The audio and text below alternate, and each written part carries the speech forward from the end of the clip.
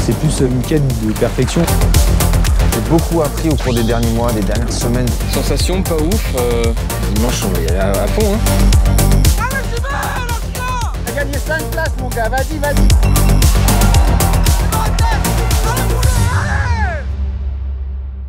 Et nous voilà sur le dernier épisode de notre aventure en Nouvelle-Zélande sur les championnats du monde d'Ironman 73. Et cet épisode, il va commencer très fort parce qu'on arrive sur la semaine de course. Et ce dimanche 8 décembre, on avait tout simplement une rencontre et un entraînement avec Léo Bergère.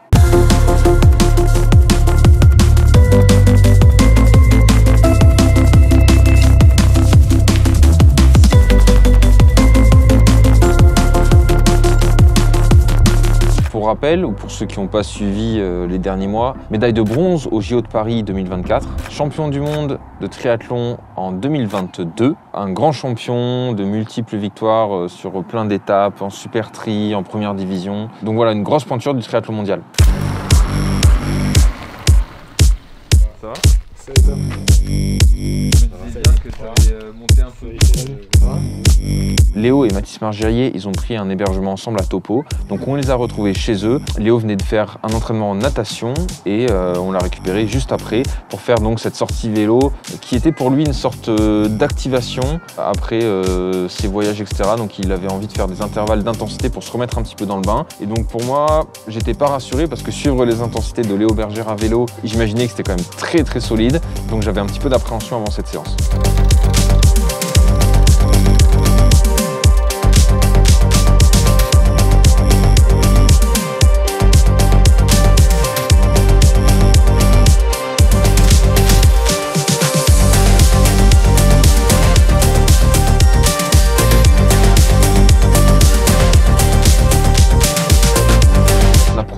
Pour faire un repérage du parcours complet du début à la fin. Ça a commencé par 40 minutes d'échauffement basse intensité, donc là on en a profité pour discuter. C'était sur la première partie du vélo, donc il y avait pas mal de côtes, etc. On y allait tranquillement.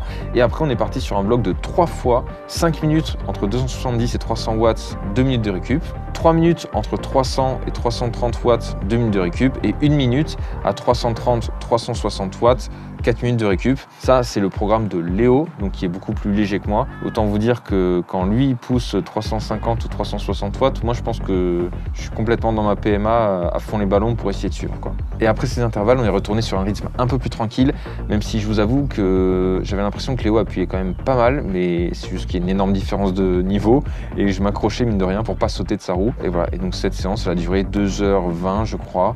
Et voilà, trop cool.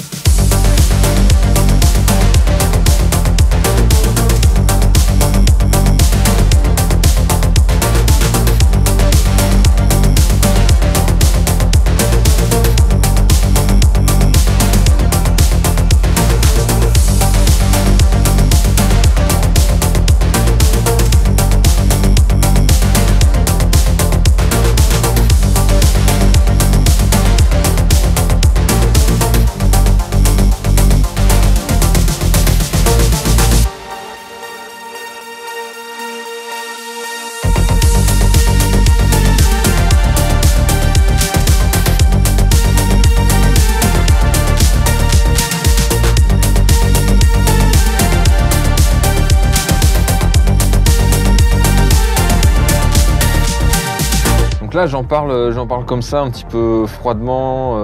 J'essaie d'être pragmatique dans mes explications pour pas trop faire le fanboy, mais voilà, incroyable de partager une séance avec Léo Bergère. C'est une rencontre que j'attendais depuis un petit moment parce qu'on avait discuté avec lui et son équipe depuis quelques semaines et voilà, c'est un vrai privilège. J'ai l'impression d'être dans un petit peu un rêve de gosse en ce moment où je suis en Nouvelle-Zélande et je rencontre plein de champions. Je m'entraîne avec un mec que je regardais à la télévision cet été. Enfin, c'est un énorme kiff, c'est un gros privilège et je suis hyper reconnaissant envers lui et envers vous aussi de soutenir ce projet-là et que ça m'amène à vivre des trucs comme ça. Donc merci à tous, merci à Léo et voilà, énorme.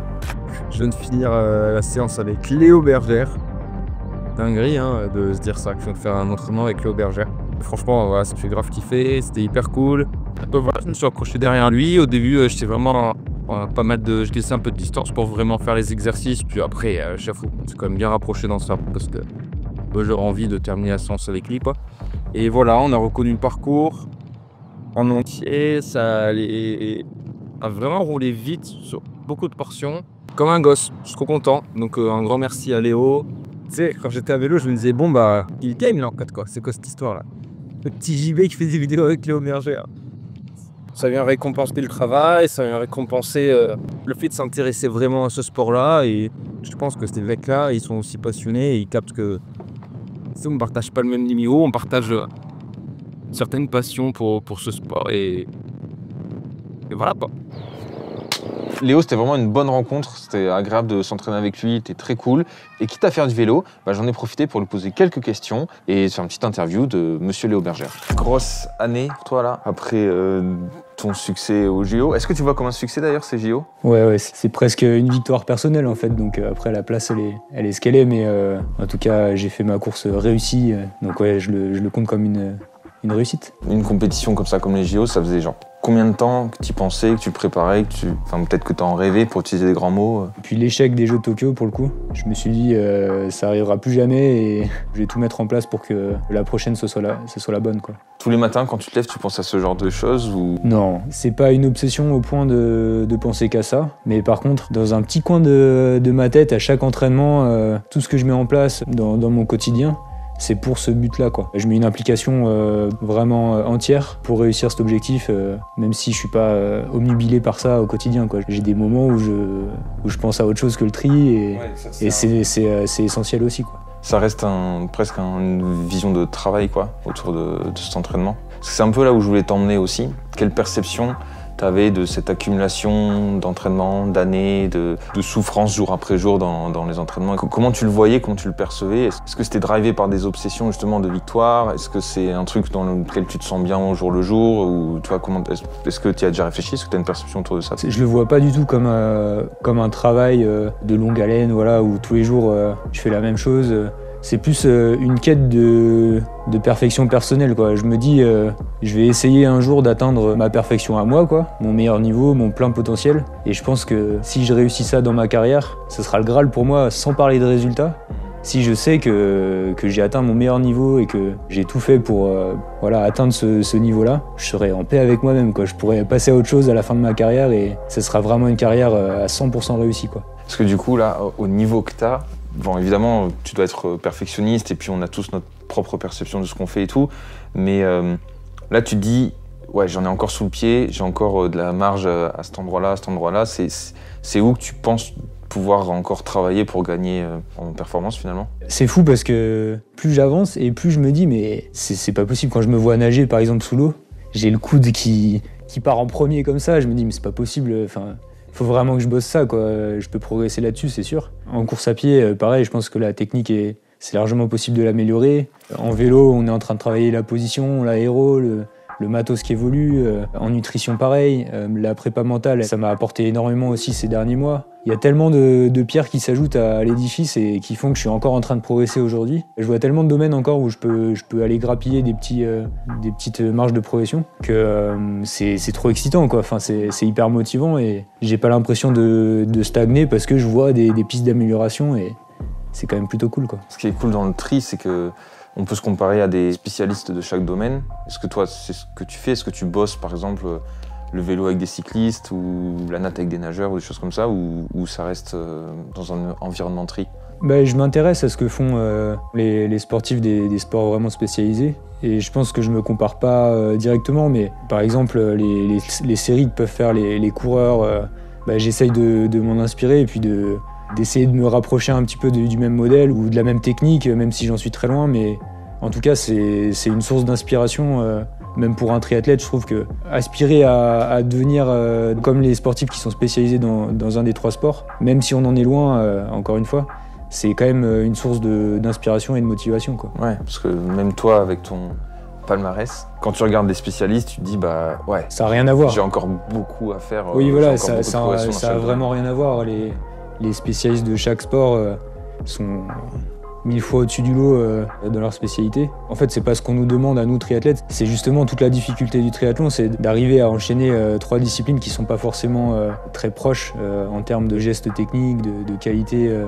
C'est 3 sports d'endurance, donc ça se rapproche de ce qu'on a à faire nous, mais ouais, c'est intéressant de regarder ce que font les spécialistes, quoi. Il y a quelques temps, j'avais écouté un podcast où tu parlais d'un épisode en WTCS où tu t'es fait une frayeur en natation et que suite à ça, tu avais beaucoup bossé la natation. En quoi ça a consisté cette période de taf de natation? En fait, déjà, c'est faire partir ce blocage que j'ai eu à ce moment-là, parce qu'il y a eu un petit épisode où je me suis fait couler sur un passage de bouée et puis j'arrivais pas à remonter à la surface. Je pense que c'est arrivé à beaucoup de triathlètes au moins une fois dans une carrière. Mais c'est quand même un moment assez stressant parce que voilà, on est 180 pulses et on peut plus respirer parce que on se fait monter dessus et on n'arrive plus à rejoindre la surface. Puis on prend des coups, enfin voilà, c'est quand même assez angoissant comme moment. Et donc après, il faut essayer de faire passer ce petit blocage, ce petit traumatisme entre guillemets, et repartir au contact, parce que la natation en eau libre, c'est quand même un sport où il faut faire sa place. Il faut pas chercher à mettre des coups, parce que c'est pas productif, et c'est antisportif en plus. Mais par contre, il faut faire sa place, quoi. Faut pas être gentil non plus avec les autres. Faut pas dire allez, priorité à droite, vas-y, je te laisse la place, quoi. Faut être une bête un peu, quoi. Faut être méchant, quoi, tu vois. Et sauf que pendant longtemps, après ce moment où je me suis fait couler, en fait, à chaque fois que j'arrivais à l'intérieur d'une bouée, bah, je me démerdais pour aller à l'extérieur complètement et faire un gros détour pour éviter les coups, en fait. Pour éviter de me retrouver dans la même situation. Et ça, c'est quelque chose qui m'a fait rater mes nattes pendant quelques temps. Après, au bout d'un moment, j'ai, notamment avec la préparation mentale, mais aussi moi-même, j'ai dû faire un travail là-dessus physique, pour pas me retrouver dans le gros du paquet au moment des passages de bouée, mais plus à l'avant, quoi. Donc travailler un peu plus le start. Ok, donc finalement c'était peut-être un petit peu de tonicité ou d'intensité sur les starts, mais très mental en fait toute cette progression. Ouais, c'est des blocages aussi qu'il faut mettre derrière soi et ça arrivera encore, je me ferai couler et il faut pas paniquer, voilà, ça arrive, il y en a très peu qui passent à travers ça, quoi. À part ceux qui toujours devant dès le début de la natte, sinon on y passe tous, quoi. Donc là, championnat du monde de 70.3, toi qui viens du cours. Là, surtout avec les JO qui sont passés, etc., on voit pas mal d'athlètes du cours qui viennent sur le long. Ça donne l'impression qu'il y a un niveau dans le cours qui est très élevé et qui vous permet de aussi faire du long sans être spécialisé dessus. Comment tu perçois ça? Parce que ça donne limite l'impression que l'entraînement du cours en fait, est plus performant pour le long. Parce qu'en fait, vous êtes capable d'aller tellement vite sur des courtes intensités que de baisser d'un cran, finalement, c'est accessible pour vous sur du long. Le long, il faut dissocier longue distance et puis donc 73 et puis distance Ironman, qui est vraiment pas le même sport. Autant l'entraînement du court distance, il est compatible avec du 73, autant avec de l'Ironman, c'est quand même ultra spécifique et c'est 8 heures d'effort, je veux dire, c'est plus le même monde, quoi. C'est plus le même type d'effort. Il y a une deuxième chose qui est un peu plus une impression qui est restée un peu dans les esprits. Je pense qu'en discutant avec plein de monde, on s'en aperçoit que les gens pensent encore qu'en courte distance, on est des chèvres en vélo, quoi. Si ça a peut-être été le cas il y a des années, c'est plus du tout le cas, quoi. Enfin, les gars, là, maintenant, ils sont tous super solides en vélo et ils savent appuyer sur les pédales, quoi. Enfin voilà, c'est les Brownlee qui ont fait évoluer cette partie-là de notre sport, qui ont obligé tout le monde à vraiment progresser en vélo et aujourd'hui je trouve qu'il y a une densité autant technique que physique qui est vraiment intéressante. Et du coup, dès qu'il y a un athlète du court distance qui passe sur un 73, à part quelques détails à appréhender, voilà, la position sur le vélo de chrono qui est quand même spécifique, la nutrition sur ce type d'effort qui est encore différente du court distance, voilà, quelques détails comme ça qu'il faut vraiment maîtriser. Sinon, c'est quand même des qualités assez similaires à ce qu'on doit aujourd'hui être capable de reproduire sur un court distance. Aujourd'hui, celui qui est pas fort en vélo, il n'arrive pas à exploiter son niveau en course à pied sur un court distance parce que ça roule trop fort, même si on a l'impression que ça roule en groupe et qu'on caresse les pédales, quoi. Et en course à pied, là, sur un format half, donc sur 25 km, c'est quoi tes sensations parce que toi, tu cours à 3,15 à peu près, c'est ça? Ça dépend des longues distances, mais ouais, c'est à peu près ce que je vise entre 3,10 et 3,20, quoi, mais après, ça dépend de la fatigue, de ce qui me reste dans les jambes après le vélo, quoi. Ok, et du coup, en course, c'est plutôt du 3 minutes, c'est ça? Quelque chose comme ça? Ouais, entre 2,55 et 3,0. Ouais.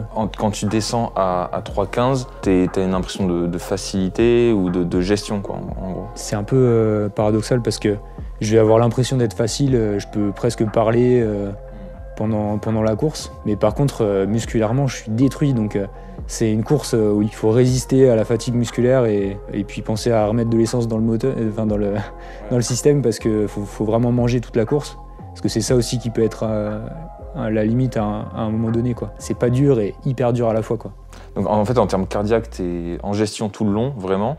Mais par contre, c'est vraiment musculaire qui t'en... Ouais, c'est ça en fait. C'est facile pendant une bonne partie de la course. Puis d'un coup, c'est plus facile du tout et faut résister. Et puis les jambes, elles tiennent plus. Faut pousser jusqu'à l'arrivée, quoi. Pour terminer, peut-être, je t'ai demandé, est-ce qu'après les JO, pour toi, là, c'est un peu la course plaisir de venir t'essayer sur 73 et tu m'as dit, j'ai pas fait le voyage pour rien. Ouais, disons que c'est quand même loin, la Nouvelle-Zélande. J'ai plus cette pression des JO et tout ça, où vraiment j'étais sous tension quand même vraiment permanente. Autant là, je viens pas non plus en tourisme jusqu'en Nouvelle-Zélande. Voilà, c'est la fin de saison. Enfin, on est tous, je pense, épuisés physiquement et puis on a déjà beaucoup donné aussi, voilà, mentalement. Tous autant qu'on est, ceux qui ont fait du longue distance, ils ont fait toute la série du T100, des Ironman, enfin, tout le monde est rincé là, donc ça va être un peu une course déjà très ouverte, je pense, parce que ça va être à celui qui a encore un petit peu de fraîcheur après toute cette saison, et puis à celui qui risquera peut-être un petit peu dans sa stratégie, donc faut être opportuniste aussi, quoi. Et Wild, il va être très difficile à sortir à un moment donné de la course. Je vois pas en fait où on peut réellement le piéger. C'est s'il fait des petites erreurs de pacing, de nutrition. Lui, il peut sortir de la course tout seul en fait. En fait, il a tellement peu de points faibles quand même que c'est un sérieux client, quoi. Puis il a une sacrée poker face aussi, je trouve. Quand il court, tu sais pas où il est, quoi. Ouais, c'est ça. Il est capable peut-être de partir, de nous mettre 2 minutes sur le premier 10 km du semi-marathon et puis d'exploser après, quoi. Donc il est pas fiable, quoi, en course. Tu peux pas te dire il nous a mis 2 minutes, c'est bon, c'est plié. En fait, il peut sauter. Tu penses au JO notamment, quoi. Ouais, voilà, c'est ça. Mais à la fois, voilà, il a très peu de points faibles et il va être très costaud. Mais je pense que ça va être une course très ouverte. Il y a plein de gars qui peuvent gagner en fait là sur cette course. Ça va être intéressant. Merci pour prendre le temps d'échanger avec nous et de m'emmener sur un entraînement. Après toutes ces péripéties, ça y est, on était dans la semaine d'affûtage, donc c'est vraiment la semaine où on lève le pied, où on essaie de se reposer un maximum et on a passé une semaine très cool où avec l'équipe on s'est reposé, on a passé un peu plus de bon temps, on a vraiment allégé les entraînements, les tournages pour essayer de faire remonter au maximum l'énergie. Mission du jour, on est toujours concentré sur la vitesse. Donc là, ce qu'on va faire pour améliorer la vitesse, on va faire une coupe aérodynamique.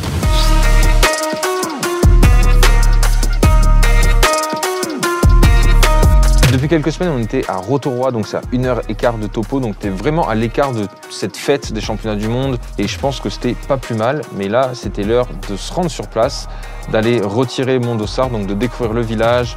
Je pense que c'est la première fois que je fais une course où je suis aussi relax et détaché par rapport à l'enjeu de la compétition. Ce premier step sur le championnat du monde pour aller retirer le dossard, c'est le moment où ça commence à devenir sérieux et ouais, ça devient concret, quoi. 2 jours avant la course, je renfile la combinaison et je vais dans ce super lac à côté de chez nous pour faire environ 25-30 minutes de nage, plus ou moins en continu, tranquillement, pour reprendre des repères, pour se réhabituer. Donc là, on est au Blue Lake, le lac Tikitapu. Bah, c'est beau, hein? Ça change de bord d'eau lac. C'est pas mieux, c'est différent. Nager en eau libre, parce que ça fait mine de rien 1 mois et demi que j'ai pas nagé en eau libre. Donc c'est nickel ça pour préparer Alpha Ironman. Là c'est nickel, il y a des bouées, je sais qu'on doit nager dans ce secteur-là, dans ce lac-là, et faire quelques départs depuis la plage pour faire un petit peu monter le cardio, le lactique. Rien de très compliqué, c'est surtout pour se rassurer et pour reprendre un peu des sensations, quoi.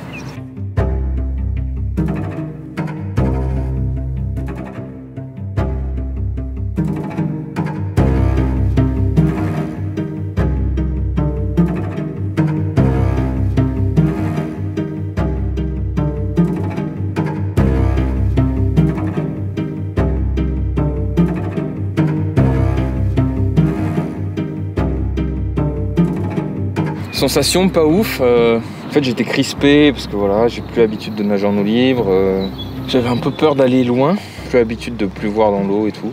Je connais pas le lac, enfin, bref, j'ai peur d'enfant un peu. Et j'étais crispé, je sentais que j'avançais pas et que je dépensais de l'énergie, donc après j'ai essayé de me détendre et je pense qu'il va falloir que je fasse attention à ça pendant la course, quoi, d'être détendu dans ma natation, pas chercher à forcer, mais de garder une bonne technique du début à la fin. Bon, tout ça fait que j'ai pas fait une grande séance et ça m'a plutôt remis en garde sur mes défauts d'eau libre, c'est-à-dire garder du relâchement, garder de l'allonge, de l'amplitude dans la nage et bien s'orienter. Donc ça, c'est vraiment les points où je me suis dit, en nageant dans le lac, bah t'y es pas, j'y vais. Là, ta manière de nager, elle va pas. C'est pas comme ça qu'on nage vite en eau libre. Et je me suis rappelé de tout ce que me disait Sylvain il y a plus d'1 an sur nos premières séances en lac. Et voilà, donc j'ai terminé cette séance de natation perplexe, en m'étant remis les idées en place et en me disant que le jour de la course, il allait falloir que je nage différemment, plus relâché et mieux techniquement si je voulais faire une nage convenable, quoi. Session nécessaire, c'est bien, c'est bien, c'est bien. Dimanche, on va y aller à fond, hein, évidemment, dans tous les cas. Mais ça remet un peu les pendules à l'heure. Clean bike, the fast bike. Du coup, toujours avant les courses, le nettoyer. Donc là, en gros, je le nettoie. Et après, je vais régler les petits soucis que j'ai dessus. Donc là, première étape, on nettoie. I like it like tic-tac-toe. Every step we take is tic-tac-toe. I like you like tic-tac-toe. Every step we take is tic-tac-toe.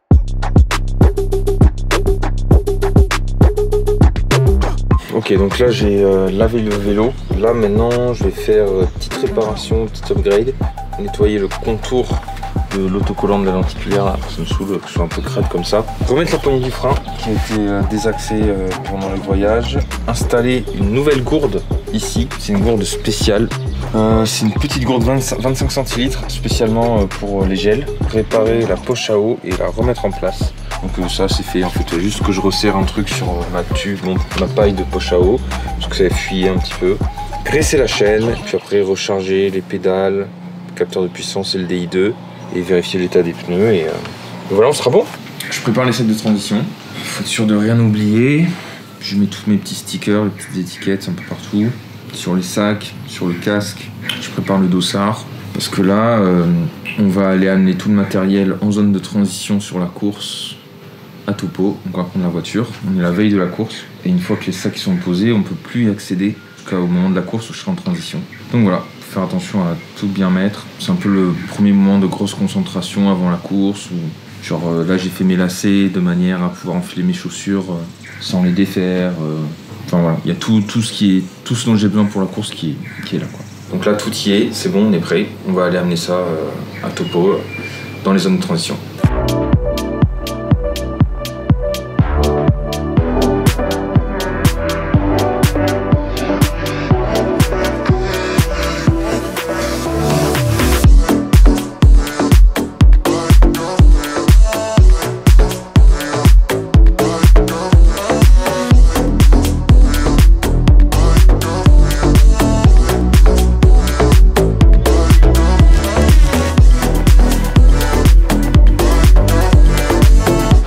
Jamais rassurant de regarder le parcours natation. Enfin, en tout cas, moi ça me rassure jamais parce que là on est en hauteur, vu sur le parcours et on voit pas le départ, quoi. Donc ça paraît vraiment sacré trotte, quoi.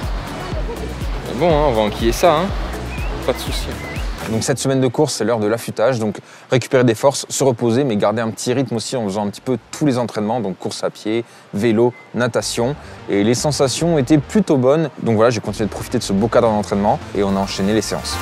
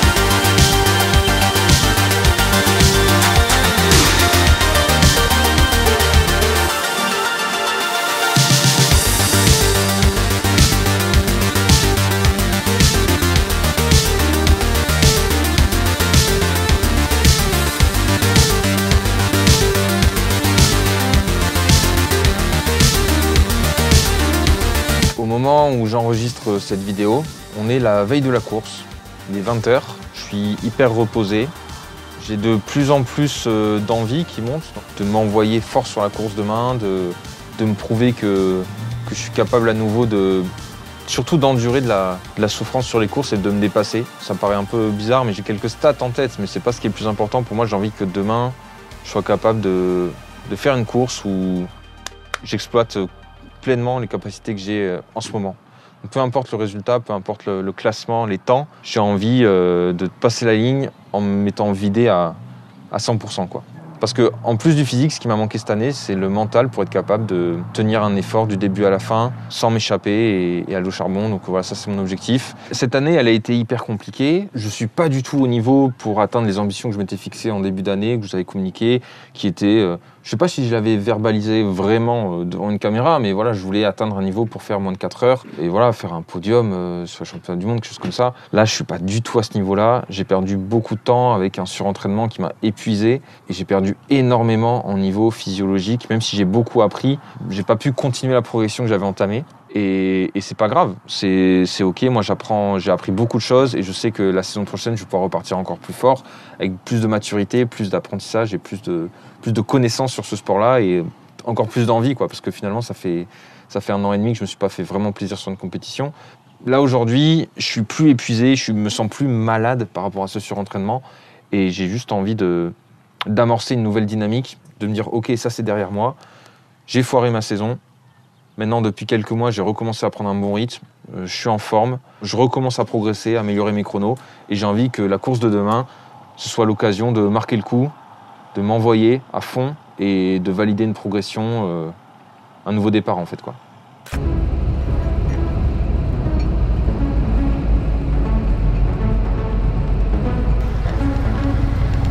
Le point de rendez-vous pour la course, c'était à 7h45. Finalement, il y a eu un peu d'attente, le temps que tout le monde se lance et tout. C'était 8h15. Je n'étais pas trop stressé avant le départ. Le temps d'attendre un petit peu, de s'échauffer. Et puis d'un coup, ça y est, le grand moment arrive. C'est le moment de se lancer et de plonger dans le lac. Allez. Bon les gars. Parce qu'on va sur la course à pied, hein. J'ai suivi ma stratégie de course. Je ne sais pas si c'était la bonne, mais j'ai attaqué cette natation tranquillement, détendue, en essayant d'être propre techniquement. C'est ce qui s'est passé à peu près, je pense. Après le premier virage, la première bouée, on est remonté face au soleil. Et là, j'y voyais plus rien du tout. Donc je me suis vraiment orienté en fonction des autres nageurs. Donc j'étais constamment en train de nager et de regarder sous l'eau à droite et à gauche, chercher des pieds. Bon, globalement, l'orientation, ça allait à peu près. Par contre, comme d'habitude, il y a un gros écart entre ce que je fais en piscine et ce que je fais sur les courses. Et je pense qu'à la mi-parcours, voilà, je commençais déjà à avoir mal à l'intérieur des coudes parce que j'essayais de tirer bien en technique, je me sens vraiment pris par la combinaison sur le haut du corps et j'arrive pas à bien nager aussi vite que je le fais à l'entraînement en tout cas. Ça va être une grosse piste d'amélioration pour la suite. Cette natation, je la finis en 29 minutes et 26 secondes. Le championnat du monde de l'an dernier, j'étais pas content de ma course, je la finissais en 34 minutes. Donc on peut dire qu'il y a une amélioration de 5 minutes. On va pas s'en plaindre, mais c'est encore très loin de ce que je pense faire par rapport à mes entraînements et j'ai très envie de travailler pour vraiment faire descendre ces chronos sur natation. Je sors 142e de ma catégorie, donc déjà très loin de la tête de course, quoi. Et la transition se passe plutôt bien globalement, elle est très longue, il faut pas mal courir. Là où ça se corse, c'est en montant sur le vélo. Vraiment, ça fait 2 fois en course que je fais ça, un abruti. J'attache mes pédales avec des élastiques pour pouvoir courir avec le vélo sans que ça tape par terre, etc. Et en fait, t'es censé monter d'un coup sur la selle et après poser les pieds sur les pédales. Là, ça fait 2 fois que je monte un pied après l'autre. Du coup, l'autre pédale se détache, se frotte par terre, me bloque. Je suis obligé de descendre du vélo. Enfin bref, ridicule, du temps perdu bêtement. Et du coup, c'est l'heure du vélo. Donc, j'ai vraiment essayé de coller à ce que j'avais préparé en termes d'efforts et ce que j'avais discuté avec Mathis et Léo avant la course. Toute la première partie de course en gérant l'effort et sans s'enflammer. Après les 15-20 km, c'est une partie qui va beaucoup plus vite jusqu'au 50e kilomètre, 55e. J'ai pas les stats là sous les yeux au moment du débrief. Je pense que j'étais autour de peut-être 230, 240 watts, quelque chose d'assez bas finalement en termes de puissance. Au 55e kilomètre, sur le retour pour aller à Topo, je me dis ok, let's go JB. Pour une fois, tu vas essayer de terminer ta course en vélo du début à la fin. Vraiment de pas descendre en dessous de 260, 270 watts. Du coup, c'est là le moment où je me suis appliqué. C'est aussi à ce moment-là que j'ai commencé à avoir mal au dos, comme sur toutes les courses. Ça fait partie des problèmes que je dois régler pour l'année prochaine. Donc je termine ce vélo en 2h21. Il y a 720 mètres de dénivelé, si je me rappelle bien, sur mon compteur. Et ça fait une moyenne d'environ 39 km/h. Donc voilà, je suis pas satisfait de ce vélo. Donc voilà, bref, ça, en vrai, ça fait partie du sport aussi, d'être capable de gérer tout l'aspect technique, les positions, tout ça. C'est pas juste une histoire d'envoyer de la puissance sur les pédales. Donc c'est des choses que j'ai améliorées pour l'année prochaine. Et on arrive sur la partie course à pied. La transition, elle se passe assez vite, je pense. Je crois que je suis autour de 2 minutes, 2 minutes 30. Et c'est parti. Là, j'ai fait une grosse bêtise, c'est vraiment jouer avec le feu. J'ai testé un truc le jour de la course, à surtout pas faire, et là ça m'a porté un gros préjudice, c'est que c'était la première fois que je courais avec mes manchons aéro de vélo qui sont aussi des bas de contention. Et en fait ces manchons aéro, ces bas de contention, moi ça l'a pas du tout fait. Je cours et au bout de 500 mètres en fait, j'ai les jambes coupées, mais vraiment comme si je venais de monter des escaliers à fond ou je sais pas quoi. Je m'accroche et ça empire et je tiens comme ça pendant 3-4 km. Bon là je me dis bon ça c'est pas normal du tout, c'est pas possible que j'ai les jambes coupées comme ça. Je m'arrête, je descends ces bas aéro et je repars. Et là les jambes ça leur a mis un coup, mais progressivement, kilomètre après kilomètre, cette sensation elle commençait à disparaître. Grosse bêtise, problème réglé. J'essaye de passer à autre chose. Le parcours course à pied est compliqué. Je l'avais pas vu comme ça sur le repérage. Vraiment, rien n'était plat, quoi. Et voilà, très compliqué de se mettre un rythme. J'avais mes potes au bord du parcours qui m'encourageaient. Donc ça faisait chaud au cœur. J'ai pas regardé ma montre une seule fois de toute la course à pied parce que je me disais, si je vois que je fais une allure nulle, ça va être compliqué moralement. Malgré le fait que je me sois bien alimenté, que j'ai essayé de me refroidir en prenant des glaçons, bien m'hydrater, mettre de l'eau sur le corps, etc. J'ai une allure vraiment très moyenne pour moi. Je crois que c'est ma pire course à pied depuis le début de l'année. Je m'accroche, j'essaye de me faire mal parce que je me suis promis de me faire mal. Donc j'avance et je continue de m'accrocher jusqu'au bout, jusqu'à arriver à la fin de cette course où je mets un coup de boost et j'essaye de bien finir. Je courais avec un autre gars avec qui on s'entraidait. Et voilà, je termine la course voilà, en courant des kilomètres entre 3,45, 3,40 du kilomètre. C'est vraiment le petit baroud d'honneur de l'année pour essayer de s'envoyer un dernier coup. Mais voilà, vraiment pas fier de cette course à pied. Et sincèrement, il n'y a vraiment pas de surprise par rapport à mon état de forme global. Là où je suis content, c'est qu'au moins, j'ai essayé de me faire mal jusqu'au bout. J'ai essayé de ne pas lâcher et de faire honneur à mon équipe et à vous et de terminer cette course la tête haute, on va dire quoi. Donc cette course à pied, je la cours en 1h27. Ça doit donner quelque chose comme 4,05 du kilomètre à peu près, quelque chose comme ça. En début d'année, en juin, en étant épuisé, je courais 3,50 du kilomètre au Sable d'Olonne. Donc voilà, 6 mois plus tard, je peux pas être content de ce chrono-là. Je termine 64e de ma catégorie d'âge, donc sur ces championnats du monde d'Ironman 70.3 à Topo, avec un temps de 4h24. Encore une fois, bien moins bien que ce que j'avais pu faire au Sable d'Olonne en début d'année. Là, je fais un débrief pour tous les curieux, et parce que je sais que toutes les stats, les temps, ça vous intéresse. Mais pour moi, la performance, elle est vraiment secondaire dans ma tête. Je savais que je n'étais pas capable de faire quoi que ce soit d'intéressant en termes de classement ou de temps. Ce que je voulais, c'était essayer de faire une course en prenant du plaisir. C'est assez caricatural de dire ça, mais ça faisait tellement longtemps que les courses étaient compliquées pour moi mentalement, que j'étais pas en forme physiquement, que voilà, j'avais envie de terminer cette année avec un beau souvenir. J'étais avec mes copains, il faisait beau, c'était de la fête des championnats du monde et j'avais envie de profiter de cette course-là. Et j'en ai profité. Je suis content, je termine en ayant le sourire parce que y a une sorte de petite fierté quoi, d'avoir tenu cette année 2024 jusqu'au bout, d'avoir fait cette course, de ne pas avoir lâché, d'avoir réussi à me faire mal, d'avoir eu le moral aussi, d'être content d'être sur cette course-là. Et pour moi, ça amorce une nouvelle dynamique. Après cette année hyper compliquée où j'ai été épuisé, où je me suis considéré vraiment comme malade pendant des mois, je me sens bien aujourd'hui. J'ai fait une course où j'ai pris du plaisir et pour moi, ça amorce une nouvelle dynamique positive. J'ai beaucoup appris au cours des derniers mois, des dernières semaines, de toutes les rencontres que j'ai faites et il me tarde de retourner à l'entraînement pour viser de nouvelles performances dont je serai fier l'année prochaine. Ce voyage en Nouvelle-Zélande, il a été bien mieux que ce que j'espérais. En vrai, comme je le disais dans la première vidéo, je crois, je suis hyper habitué en fait à avoir des désillusions, à se dire, à rêver de faire des trucs, à rêver de voyager, et puis au final que les choses ne se passent pas aussi bien que prévu. Franchement, c'était un kiff du début à la fin. On s'est bien marré, on a fait beaucoup de sport, on s'est beaucoup entraîné, on a rencontré des gens incroyables, des champions, des idoles, Mathis Margirier, Léo Bergère, Léo Abdeslam, Harry Palmer, incroyable quoi. Donc en septembre, je me demandais, vu que j'étais vraiment fatigué et pas en forme, je me demandais si... en fait, je voulais annuler le voyage parce que je me disais que ça servait à rien d'aller au championnat du monde si j'étais pas en forme. Et après en avoir discuté avec Dylan, mon manager, on a décidé d'y aller quand même. Voilà, on avait envie de vivre un truc exceptionnel et c'est ce qui s'est passé. Et donc ce voyage, il était même bien mieux que ce à quoi je m'attendais. Donc voilà. J'espère vous avoir partagé de la positivité au travers de ces vidéos, vous avoir inspiré dans une certaine mesure. J'ai un peu du mal à percevoir l'aspect positif, mais quand je vois vos commentaires et votre soutien dans les commentaires, dans vos messages, quand je vous croise dans la réalité, je me dis que ça vaut le coup de faire tout ce travail-là et de vous proposer ces vidéos-là. Donc merci à vous pour tout ce soutien-là. Merci pour tout l'amour que vous nous envoyez, à moi et à l'équipe, maintenant que vous les avez rencontrés. J'espère que ça va continuer, j'espère qu'on va aller plus loin, qu'on fera des projets encore plus beaux, qu'on pourra faire encore plus de belles choses à l'avenir. Donc un grand merci à tous. Nous, on termine cette aventure-là et on se revoit très vite.